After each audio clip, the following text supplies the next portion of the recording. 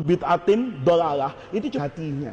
Jadi kalau ada orang tanya, maulid itu butuh hadis sahih? Enggak. Maulid itu butuh hati yang bersih. Maulid itu butuh hati yang bersih, hati yang memandang kepada saudara muslimnya bahwa apa yang dilakukan itu pasti baik. Yang baik itu sebenarnya itu dilakukan oleh orang-orang sebelum kita, tetapi dalam bentuk yang apa? Yang berbeda. Jadi kalau ada orang dikit-dikit, oh ini bentuk ibadah itu tidak boleh diada-adakan, harus diapakan itu, harus murni dikerjakan oleh Rasulullah. Ya udah, berantas saja dulu bid'ah yang ada di masjid apa itu Al-Haram, yang jelas tidak dilakukan, tidak oleh Nabi dan tidak oleh sahabat. Tidak ada riwayat Sayyidina Abu Bakar mimpin sholat khatmul Quran pada asrul awakhir min syahri Ramadan. Sama nih kayak kita bicara sekarang nih, ada orang bilang, oh enggak, bid'ah itu semuanya dolalah, masuk neraka. Itu mulutnya, Pak. Tapi prakteknya secara implisit semua orang mengakui kalau ada bid'ah hasanah. Apa contohnya? Lihat nih, ulama Saudi itu melarang maulid Nabi dengan alasan apa itu? Bid'ah.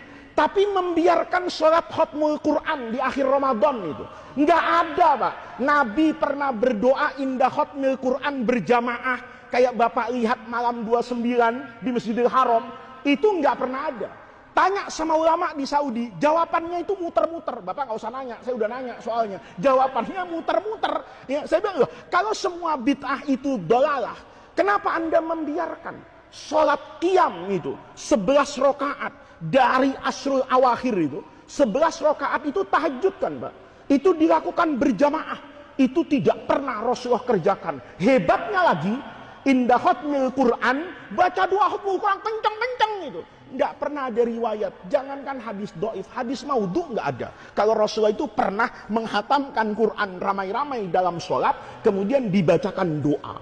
Itu katanya kalau semua jadi orang itu, Pak, sebetulnya ada inkonsistennya, ya. Mulutnya bisa jadi ngomong gitu, tapi kelakuannya itu belum tentu membenarkan lisannya. Jadi kalau ada orang masih bicara kullu bid'atin dolalah, itu cuman nggak mau membuka mata dan hatinya.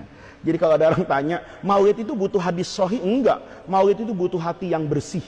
Maulid itu butuh hati yang bersih, hati yang memandang kepada saudara muslimnya bahwa apa yang dilakukan itu pasti baik. Yang baik itu sebenarnya itu dilakukan oleh orang-orang sebelum kita, tetapi dalam bentuk yang apa? Yang berbeda. Jadi kalau ada orang dikit-dikit, oh ini bentuk ibadah itu tidak boleh diada-adakan, harus diapakan itu?